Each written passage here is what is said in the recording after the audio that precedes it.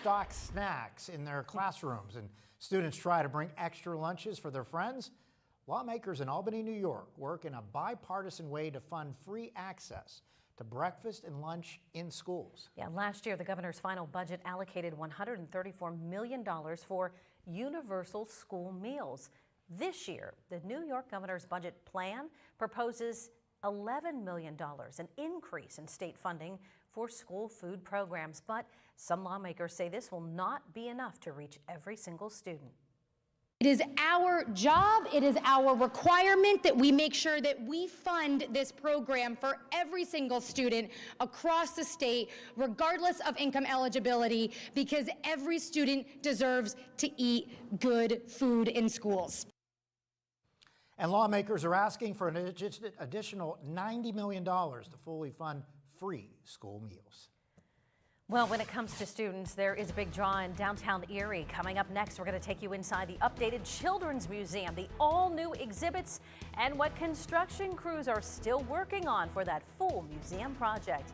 We'll be right back with our Giving You the Business Report.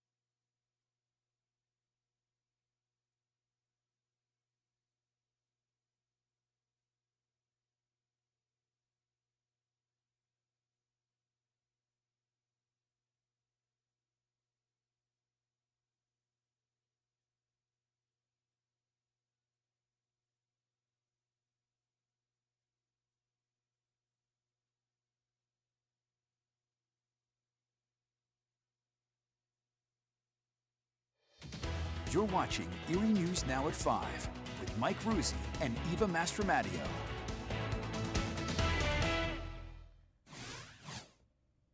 In this new year, children and their families have the chance to enjoy new additions at the expERIEnce Erie Children's Museum, and there is more to come.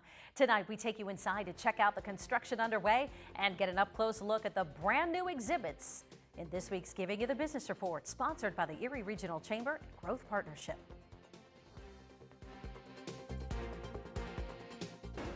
Hands-on play near water, on the ground, or in front of a big screen. The exhibits went from 30 to, well over 200.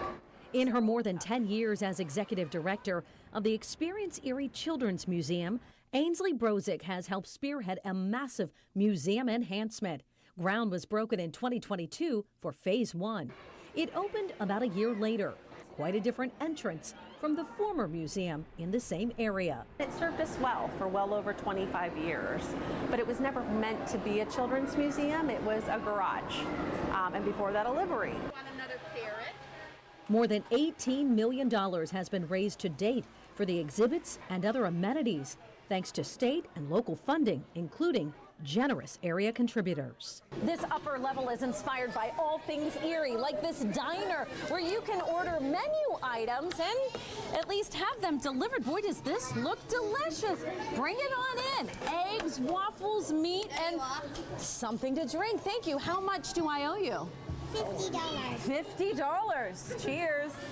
Parents like Jason Borst come so often, his young family have become members. It's really nice that there's a bunch of different things for them to explore, and you can spend a whole day here. And with this expansion, the museum is now a certified science center.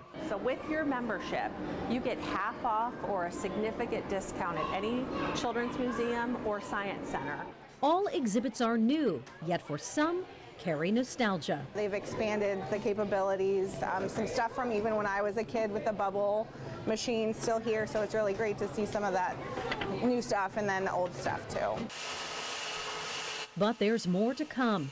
We were taken inside the area where local crews have been hard at work creating everything from an aviation station and idea lab to a sanitizing room. Outdoor play will also be brought back right to this area between the current children's and art museums. We knew that we were busting at the seams in the other space, so this space allows us to see kids through 5th grade.